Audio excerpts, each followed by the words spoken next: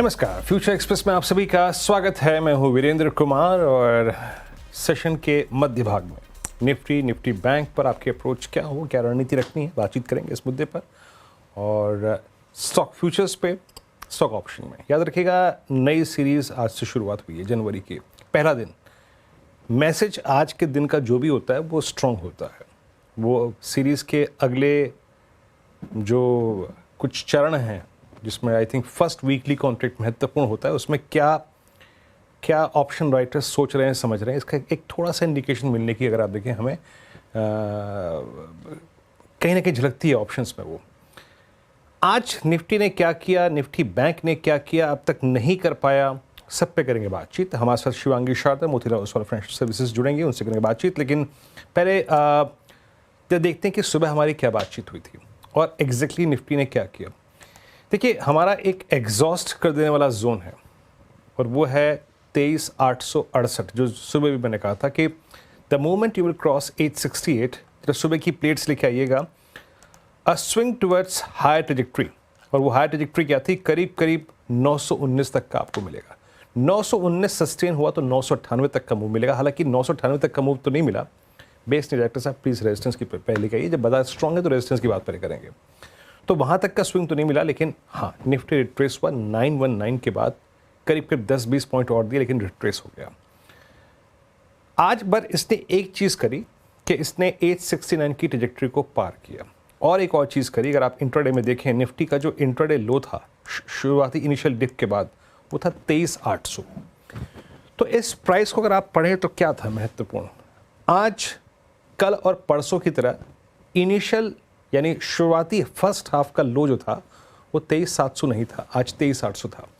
यानी first impression में base ऊपर गया इंट्राडे मॉर्निंग फर्स्ट हाफ का, और जो आरएस था वो भी ऊपर गया। तो फर्स्ट हाफ जो था ना, वो स्लाइटली बेटर था वर्सेस यस्टरडे और उससे पहले के सेशन के तुलना में। ये अब तक की महत्वपूर्ण बात थी निफ्टी की।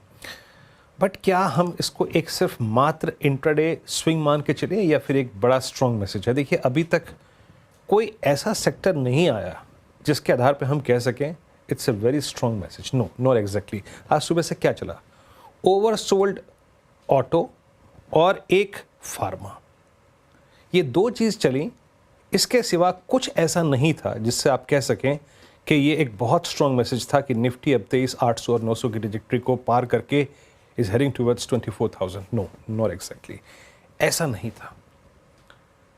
अगर ऐसा होता तो एटलीस्ट दो चीज़ें होती, या तो निफ्टी बैंक चलता या निफ्टी आईटी चलता, और दोनों में से कुछ नहीं चला। और देखिए, निफ्टी बैंक नहीं चला, मैं इसलिए कह रहा हूँ, आप कहेंगे जनाब 250 पॉइंट है, अब कैसे चलेगा ना। निफ्टी बैंक इसलिए नहीं चला क्योंकि निफ्टी बैंक का आज का इंट्राडे हाई फिर वही एवरेज है जो अब तक क्रॉस नहीं हो पा रहा है। That's 100-day exponential average which is exactly aligned, जहाँ पर जो कि एग्जैक्टली बैठा हुआ है 51,600 पे, और वहीं से लुढ़क गया। तो अभी तक वो थ्रस्ट हमें एटलीस्ट आईटी से नहीं मिला और निफ्टी बैंक से नहीं मिला। अब इस वक्त के ऑप्शन स्टेट्स क्या, इसको हटाइए, अब इस वक्त के ऑप्शन स्टेट्स क्या कह रहे हैं? First, I think weekly contract के इंप्रेशन क्या मिल रहे हैं आपको, कहाँ पुट राइटर्स हैं, कहाँ कॉल राइटर्स हैं, क्या कॉल राइटर्स ऊपर चले गए? आइए देखने की कोशिश करते हैं। 3 स्ट्राइक्स आपकी स्क्रीन पे आएंगी। देखिए, 23,900 पे राइटिंग है, 50 लाख का आउटस्टैंडिंग वाई, और 24,000 पे 64 लाख का आउटस्टैंडिंग वाई। लेकिन आज एक अच्छी चीज़ है कि 23,900 पे पुट राइटिंग भी है और करीब 50 लाख का आउटस्टैंडिंग यहाँ पे भी हो गया। 23,800 पे 37 और 23,700 पे 13,66। यानी एक क्लियर इंप्रेशन है कि जो कॉल कंसंट्रेशन पहले बना हुआ था 23,800 पे, वो स्लाइटली शिफ्ट हो गया, अब 23,900 की तरफ आ रहा है। ये अच्छी बात है, नो डाउट अबाउट दैट, ये अच्छी बात है। बट मैं आपको फिर कह रहा हूं कि निफ्टी में अपर थ्रस्ट तब तक नहीं आएगा जब तक कि आईटी या फिर निफ्टी बैंक में से दो सेक्टर में से एक आके एटलीस्ट डोमिनेट करे। सो टिल द टाइम वो नहीं हो रहा है, just focus on intraday swings, जो भी बात हुई थी लेवल टू लेवल। 868 घटा तो 919 आ जाएगा, 919 के ऊपर सस्टेन कर गए तो 898। But till the time Nifty या निफ्टी बैंक में से या फिर निफ्टी आईटी में से कोई आके डिलीवर नहीं कर रहा है, 23,900 की ट्रेजेक्ट्री को पार करके 24,000 की तरफ बढ़ना मुश्किल लग रहा है। आपको एटलीस्ट एक एग्रेसिव सेक्टर का कंट्रीब्यूशन चाहिए। अब आते हैं, सो फाइनल कंक्लूजन क्या है निफ्टी पर? मोर और लेस आप इसी ट्रजेक्टरी में रहेंगे, ठीक है। और आज के स्टैट्स के मुताबिक जिस प्रकार की पुट राइटिंग 23,800 पे हुई है, 23,900 पे हुई है, सेकेंड हाफ के लिए 23,800 will be A interesting base, critical base. अब आते हैं निफ्टी बैंक पे। निफ्टी बैंक पे क्या बात हुई थी हमारी? ट्रेड लीजिए बेस 1 के आसपास। बेस 1 क्या था निफ्टी बैंक का, प्लीज लेके आइए। अब देखिए निफ्टी बैंक में बेस की बात क्यों हुई थी। निफ्टी बैंक पर 51,000 पे पुट राइटर्स थे।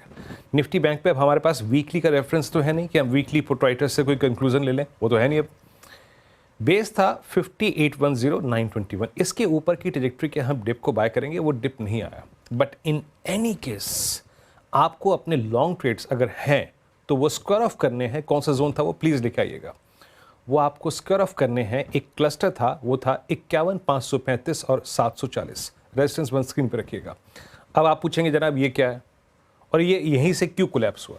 इसके कोलैप्स होने का कारण था एग्जैक्टली RS1 से निफ्टी बैंक कोलैप्स हुआ। और उसका कारण ये था कि यहाँ पे since it's Friday weekly charts पे 10 और 20 वीक एक्सपोनेंशियल एवरेज परसिस्ट करते हैं। तो याद रखिएगा बैंक निफ्टी को चाहे आप पूरे दिन खाली बैठे, पिक करना है लॉन्ग ट्रेड को क्लोजर टू बेस 1 और RS1 is exit zone. Nifty bank में एक स्ट्रॉन्ग क्लोज तभी आएगा जब आप 754 के ऊपर ट्रेड करना शुरू कर देंगे। That's exactly 20 week exponential average. Options के स्टैट्स लेके आइएगा। आज एक भी ऐसा बैंक नहीं है जिसने आके डोमिनेट किया हो, other than I think oversold IndusInd bank, जिसने 20 डेमा का एक अटेम्प्ट लिया। अदर देन दैट सुबह से अगर आप देखें सुर्खियों में कोई नहीं है। 51,500 पे क्लियरली राइटर्स खड़े हुए हैं और 52,000 पे तो हैं ही। और आप देखिए किस तरीके से 51,200, 51,100 और 51,000 के पुट राइटर्स में कन्विक्शन की कमी है। ऑलरेडी 51,200 का पुट राइटर एग्जिट करता हुआ, ऑलरेडी 51,100 का पुट राइटर एग्जिट करता हुआ, तो समझ लीजिएगा भले ही आप खाली बैठे, but the base lies at 51,500। Shivangi, good afternoon, कार्यक्रम में स्वागत है शिवांगी। सुबह एक स्विंग अच्छा मिला, बट वही बात कि अभी निफ्टी बैंक और निफ्टी आईटी में से कोई डिलीवर करने को तैयार नहीं है। आपका सेंस है क्या शिवांगी? और ये first day of this I think series क्या मैसेज दे रहा है आपके अनुसार? जी बिल्कुल, वेरी गुड आफ्टरनून वीरू। तो हम देख रहे हैं कि मार्केट्स में रोल ओवर्स जो है वो थोड़े बहुत, निफ्टी की बात करें हम अगर, तो इन लाइन आए हैं। स्टैट्स की अगर हम स्पेसिफिकली बात करें तो यहाँ पे हमने देखा है कि कहीं ना कहीं जो जिस तरह से 77% का रोल ओवर आया है वो एवरेज के और वो प्रीवियस मंथ के आसपास है, बट लॉन्ग्स जो है वो लिक्विडेट होते हुए दिखे हैं। तो लोग अपना पोजीशंस जो है वो इतनी अग्रेसिवली नहीं कैरी कर रहे हैं। दूसरी ओर हमने ये भी देखा है कि इंडिया विक्स काफ़ी एक दायरे में रहा है। पूरे सीरीज़ में अगर हम देखें तो एक बैंड में काफ़ी एक वॉलेटिलिटी देखने को मिली है। बट ओवरऑल स्विंग्स जो है वो काफ़ी थे और यही संकेत रह रहा है कि स्विंग्स रहेंगे। कॉल राइटर्स का थोड़ा अपना पोजीशनिंग है, इस जनवरी सीरीज़ को अगर हम देख रहे हैं तो फॉलो अप थोड़ा मिसिंग देखने को ज़रूर मिलेगा, बट ओवरऑल सपोर्ट में अच्छी बाइंग है, तो एक अच्छे बाय ऑन डिक्लाइन की रणनीति भी अप्लाई कर सकते हैं। बट ऑफ कोर्स बजट है नेक्स्ट सीरीज़ में, तो उसका भी थोड़े बहुत वोलैटिलिटी जो है, वो हमारे पूरे सीरीज़ में बनते हुए दिखेगा। तो अपना पोज़ीशंस जो है वो हेज्ड करके चले इन द जनवरी सीरीज़। और ऑफ कोर्स लंबी अवधि की बात करें तो 2025 काफ़ी पॉजिटिव है और काफ़ी फैंटास्टिक वे से भी शेप होते हुए दिखेगा। तो इमीडिएट लेवल्स की अगर हम बात करें तो 23,500 एक इम्पोर्टेंट सपोर्ट है, जो कि आपको ध्यान रखना है for upside hurdles of around 24,400। ये हो गया इस सीरीज के लिए positional levels. But immediate basis पे 24,000 पे एक रेजिस्टेंस ज़रूर देखने को मिलेगा, तो वहाँ पे थोड़ी बहुत कंसोलिडेशन रहेगी। अच्छी बात है कि टाइम कंसोलिडेशन हो रहा है, इंडेक्स ग्रेजुअली अपना सपोर्ट्स हायर ज़ोन्स की तरफ शिफ्ट हो रहा है। मल्टीपल डोजीज़ फॉर्मेशन हुए हैं डेली बेसिस पे, जो कि एक इंडिकेशन है थोड़ी बहुत इंडिसिसिवनेस है, बट बुल्स और बेयर्स का एक टग ऑफ वॉर है। बुल्स थोड़े फ्रंट फुट पे है, बट कहीं न कहीं ये वॉलेटिलिटी रहेगी, तो हमें इस के लिए सीट बेल्ट जो है वो फास्टन करना ही होगा। दूसरी ओर अगर हम बैंक निफ्टी की बात करें, यहाँ पे बैंक निफ्टी में जिस तरह से स्विंग्स हम देखने को मिलता था, वो अब हम देख रहे हैं कि निफ्टी में शिफ्ट होते हुए दिखा है। एक्सपायरीज के चेंज होते। बट बैंक निफ्टी भी एक कंसोलिडेटिव बैंड में है। बैंक निफ्टी के रोल ओवर्स जो है वो डिसअपॉइंटिंग आए हैं अराउंड 68%, जो कि 3 मंथ और नवंबर के रोल ओवर से काफ़ी लो है। तो एक ड्रॉप ज़रूर देखने को मिला है और यहाँ पे शॉर्ट बिल्टअप हुआ है, 5.5% का ओपन इंटरेस्ट एडिशन हुआ है शॉर्ट साइड में। तो ओवरऑल बैंकिंग इंडेक्स में थोड़ी बहुत प्रेशर जो है वो ज़्यादा नज़र आएगी एज़ कम्पेयर टू निफ्टी। तो यहाँ पे हम ध्यान रखें 52,000 पे हर्डल है, with a support of 50,850। In levels को ध्यान रखते हुए हम बैंक निफ्टी को प्ले आउट कर सकते हैं। ओके। अच्छा शिवांगी, आपके 3 ट्रेड्स आज के? जी बिल्कुल, ट्रेड स्पेसिफिक अगर हम बात करें, तो थोड़ा मेरा मानना है कि हम यहाँ पे पोजिशनल लेके चले ट्रेड्स को। पहला ट्रेड जो रहेगा मेरे नज़र पे है वो है इंडिगो। यहाँ पे रोल ओवर्स काफ़ी पॉजिटिव आए हैं और जिस तरह से स्टॉक अपने कंसोलिडेशन के बाद ब्रेकआउट के बाद फॉलो अप भी देखने को मिल रहा है स्ट्रांगली, वो एक काफ़ी पॉजिटिव है स्टॉक के लिए। मंथ ऑन मंथ बेसिस पे हमने देखा है कि पिछले 2 महीनों से काफ़ी अट्रैक्शन यहाँ पे देखने को मिली है। इन महीनों में भी हम देखते हैं कि अच्छा खासा यहाँ पे मूवमेंट रहता है, तो यहाँ पे खरीदारी की सलाह रहेगी। 4900 के टारगेट्स यहाँ बनते हुए दिखेंगे, 4600 के एक स्टॉप लॉस के साथ। दूसरा पिक मेरा रहेगा एम&एम पर। पूरे ऑटो स्पेस में हम देख रहे हैं कि रिकवरी थोड़ी बहुत देखने को मिल रही है लोअर लेवल से और एम&एम एक स्ट्रॉन्गेस्ट काउंटर रहा है पूरे सेक्टर का। आरएसआई यहाँ पे एक पॉजिटिव टर्न होते हुए नज़र आ रहा है और कहीं न कहीं हमने देखा है कि इस सीरीज़ में 94% रोलओवर्स देखने को मिले हैं और जितने भी शॉट्स थे वो कवर हुए हैं। एक अच्छे रिट्रेसमेंट लेवल से सपोर्ट लेके भी अब टर्न होते हुए दिख रहा है। तो यहाँ पे मेरी राय रहेगी कि हम खरीदारी करें। 3180 के टारगेट्स यहाँ बनते हुए दिखेंगे, 3000 के एक स्टॉप लॉस के साथ। और तीसरा पिक मेरा रहेगा फार्मा स्पेस में से। ये हम देख रहे हैं कि फार्मा काउंटर जो है वो पूरा निफ्टी इंडेक्स को और मार्केट को बहुत ही अच्छी तरह से सपोर्ट करते हुए दिख रहा है। तो यहाँ पे डॉक्टर रेड्डी मेरी पसंदीदा पिक है। डेली फ्रेम में पोल फ्लैग पैटर्न फॉर्मेशन का यहाँ पे ब्रेकआउट देखने को मिल रहा है और 86% रोलओवर्स देखने को मिले हैं। 11% से ऊपर यहाँ पे लॉन्ग्स ऐड हुए हैं दिसंबर के सीरीज में। तो ओवरऑल काफ़ी पॉजिटिव है। सपोर्ट्स भी हायर ज़ोन्स की तरफ शिफ्ट हो रहे हैं। तो यहाँ पे मेरी राय रहेगी कि हम खरीदारी करें और 1440 के टारगेट्स यहाँ बनते हुए दिखेंगे, 1350 के एक स्टॉप के साथ। ओके, शिवांगी के 3 ट्रेड्स पूरे हो गए। निफ्टी बैंक पे चर्चा हो गई। इस बीच आप लिखिए 2 चीज़ें स्क्रीन पे। एक आप रखिए Nifty IT still 96 point down, but मैं इसका जिक्र इसलिए कर रहा था कि आज एक फॉरेक्स मार्केट में मेजर डेवलपमेंट हुई है। रुपया जो है वो दिन के लोस पे और साथ ही साथ डेरों के और ये मेरे ख्याल से ऑल टाइम लो पे भी है। और इंट्राडे में आप इतना वाइल्ड स्विंग देख रहे हैं रुपए में, 37 पैसे की कमज़ोरी। और सुबह मेरे ख्याल से जब फर्स्ट एक मैंने पढ़ा था स्क्रीन पे, it was I think 85 something, लेकिन 9 पैसे की कमज़ोरी थी उस वक्त। आई मीन ऐसा ये हो क्यों रहा है? और ये अब जो पेस है ना डिक्लाइन की, वो बड़ी तीव्र है। बातचीत करने के लिए हमारे साथ एक खास मेहमान जुड़े हैं। हमारे साथ Abhishek Goenka, founder and CEO India forex and assets management private limited के। अभिषेक जी नमस्कार। ये एग्रेशन और आई थिंक ये जो पेस ऑफ डिक्लाइन है रुपए की या फिर ये डॉलर की स्ट्रेंथ की, ये आज इतनी एग्रेसिव क्यों नजर आ रही है सर? हाय, गुड आफ्टरनून। Yeah. सो एक तो ये एक्सपायरी का डे है और एनडीएफ मार्केट्स में 50 से 60 बिलियन डॉलर आरबीआई की शॉर्ट पोजीशंस थी जो शायद रोल ओवर हो रही है और ओवरऑल जितनी भी शॉर्ट पोजीशंस थी मार्केट में, आज सब पोजीशंस कटेगी और उस कारण से भी थोड़ा रुपए में प्रेशर बना हुआ है। और कहीं ना कहीं लास्ट 3-4 दिनों से मार्केट में एक न्यूज़ है कि शायद आरबीआई इस समय रुपए को जाने दे, क्योंकि काफ़ी हद तक उन्होंने लास्ट 1-1.5 महीने में इंटरवेंशन करके रिजर्व्स खर्च कर दिया है और एनडीएफ मार्केट्स में भी बड़ी पोजीशंस ले चुके हैं। तो शायद उस टूल से वो अब इंटरवीन ना करें और अगर डॉलर में मजबूती आ रही है तो वो शायद रुपए को भी बहुत हद तक नहीं रोकेंगे। ये एक स्पेकुलेशन मार्केट में चल रही है। Okay. स्पेकुलेशन के कारण इंपोर्टर्स थोड़े से पैनिक मोड पे हैं और उन्होंने 85-10 पे काफ़ी खरीदारी की है। एक्सपोर्टर्स मार्केट में इस समय शॉर्ट पोजीशंस नहीं बना रहे हैं, डिस्पाइट द फैक्ट कि प्रीमियम्स थोड़े बढ़ गए हैं, वो वेट एंड वॉच मोड पे हैं और उस कारण से मंथ एंड पे रोल ओवर का भी प्रेशर मार्केट में बरकरार है।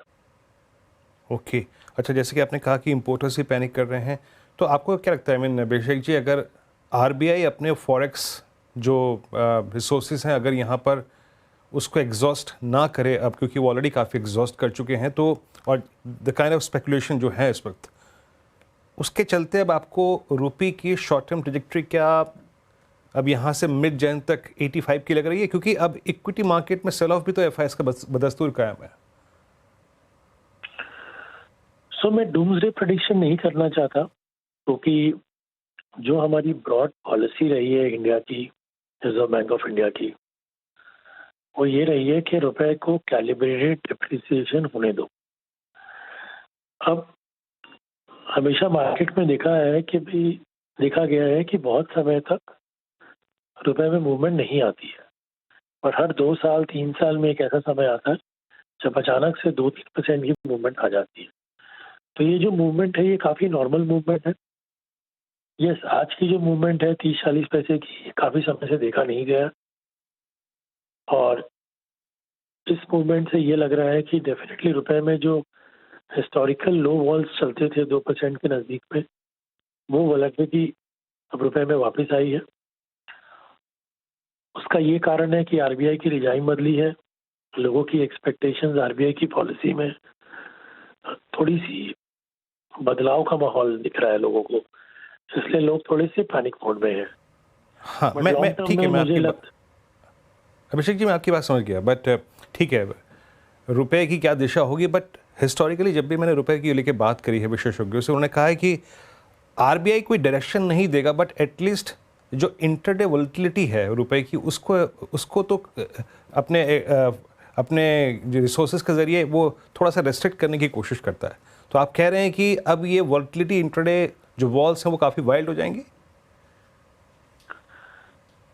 देखिए, मेरे हिसाब से स्ट्रेटेजिक लॉन्ग टर्म पॉलिसीज बदलती नहीं है हफ्ता 10 दिनों में, only because you have seen a change in the top management in RBI. मुझे ऐसा लगता है जो उनकी ब्रॉड पॉलिसी है वो इंटैक्ट रहेगी, क्योंकि रुपया थोड़ा ओवर वैल्यूड था, वो ओवर वैल्यूएशन को करेक्ट करने दिया जा रहा है, बट सूनर और later once things subside in global markets, dollar की स्ट्रेंथ अगर कंट्रोल हो जाती है, इंडिया में आउटफ्लो थोड़ी सी कंट्रोल हो जाती है, तो मेरे ख्याल से it's the same story again. Walls will come down और रुपया वापस से एक range bound with a slight depreciation bias में आ जाएगा। ये समय सिर्फ ओवर वैल्यूएशन करेक्ट होने के कारण ये मंदी आ रही है।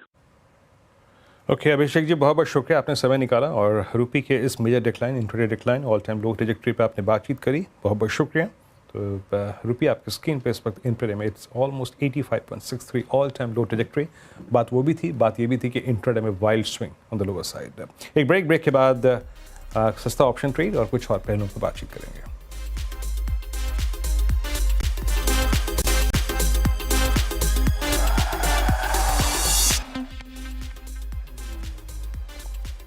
ब्रेक के बाद फिर से स्वागत है आपका फ्यूचर एक्सप्रेस में। हम बातचीत कर रहे हैं शिवांगी शारदा से। इस बीच निफ्टी आईटी को देखिए, करीब 23,571, मतलब एक सेक्टोरल टेलविंड है, रुपए की कमजोरी, डॉलर की strength, but still Nifty IT भी डेलो पर, और वही एक कारण है कि निफ्टी अब जो आज का इंटरडे थ्रेशोल्ड पॉइंट था उसके नीचे आता हुआ 23,836।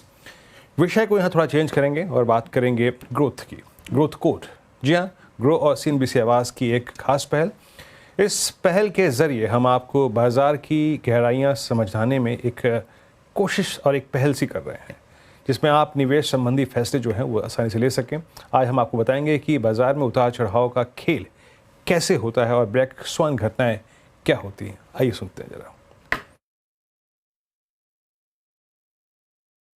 बाजार एक नाजुक संतुलन पर चलता है। ट्रेडर्स पोजीशंस और रिस्क मैनेजमेंट का ध्यान रखते हुए आगे बढ़ते हैं, लेकिन ये संतुलन कभी भी अचानक पूरी तरह से पलट सकता है। अचानक हुई ऐसी घटनाओं को कहते हैं black swans. So there's a book by Nassim Taleb in which he says that by the outset you cannot predict that a black swan is going to come. In fact, they say that there are 12 recession outcome every year, but hardly any materialize. Black sworn की तबाही को बयां करने के लिए एक झटका ही काफी है। 2008 में हमें इसका एक एग्जाम्पल देखने को मिला, जब अचानक से आया सब प्राइम क्राइसिस। जनवरी 2008 से मिड सितंबर तक निफ्टी में 35% की गिरावट देखी गई। 15 सितंबर को जब लीमन ब्रदर्स ने बैंकरप्सी फाइल की, उसके बाद साल के अंत तक निफ्टी 25% और गिरकर 3000 के लेवल तक जा पहुंची, जिससे निवेशकों को भारी नुकसान उठाना पड़ा। खासकर रिटेल इन्वेस्टर्स को बहुत बड़ा झटका लगा। भारतीय बाजारों की मार्केट कैपिटलाइजेशन एक साल में ही आधी हो गई। उसके बाद 2020 के कोविड-19 पैंडेमिक में एक और ब्लैक स्वॉन घटना घटी। 28 फरवरी को सेंसेक्स ने 1194 अंकों की गिरावट दर्ज की, लेकिन इस बार भारतीय ट्रेडर्स की तैयारी पहले से बेहतर थी।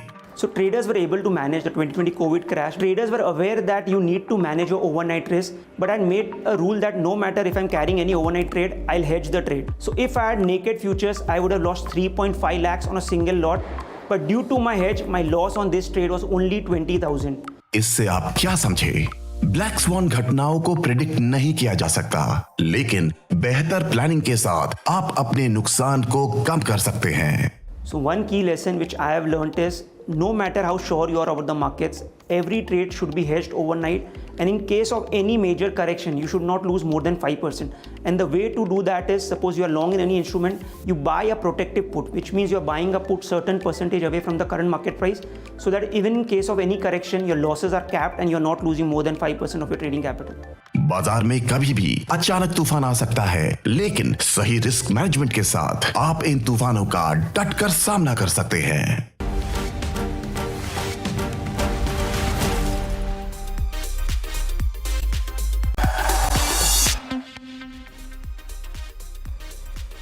स्वागत है कार्यक्रम में आपका फिर से, और शिवांगी से बात करते हैं अब आज उनके ट्रेड्स को लेकर। शिवांगी, सस्ता ऑप्शन ट्रेड क्या रहेगा आपका? जी बिल्कुल, सस्ता ऑप्शन के लिए मैंने चुना है डॉक्टर रेड्डी फार्मा स्पेस। काफी आउट परफॉर्म कर रहा है, ऐसे बाजार में काफी रेजिलेंस यहाँ पे दिखा रहा है। तो डॉक्टर रेड्डी में जिस तरह से ओपन इंटरेस्ट एडिशन हुआ है 11% का लॉन्ग साइड में, वो एक काफी पॉजिटिव है। 86% से ज्यादा रोल ओवर यहाँ पे हमने देखने को मिला है। एक पोलन फ्लैग पैटर्न फॉर्मेशन का ब्रेकआउट हुआ है और आरएसआई भी टर्न होते हुए दिख रहा है। तो यहाँ पे मेरी नजर है 1400 के कॉल ऑप्शन में खरीदारी की सलाह रहेगी, 20 रुपीज के स्टॉप लॉस और 45 के टारगेट्स के लिए। शुक्रिया शिवांगी। 1383 पे ट्रेड करता डॉक्टर रेड्डीज, इसकी कॉल ऑप्शन को बाय करनी है 1400 की स्ट्राइक, 30 रुपये ट्रेड करते हुए। फिलहाल एक ब्रेक, और आपसे अगली मुलाकात होगी आज कमाई का अड्डा में अनुज और हर्षता के साथ। तब तक के लिए नमस्कार।